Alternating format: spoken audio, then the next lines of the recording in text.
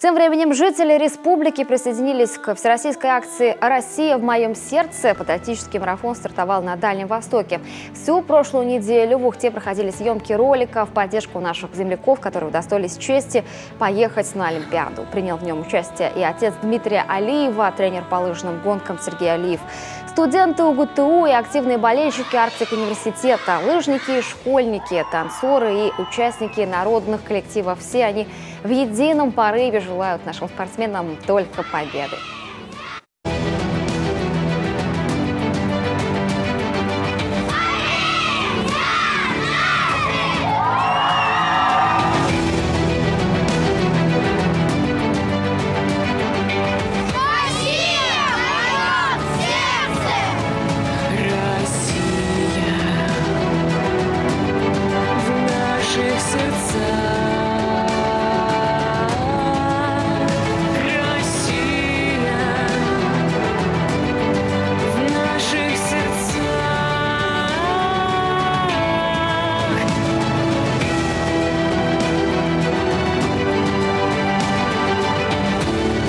Знаем, как важна поддержка, и мы с вами.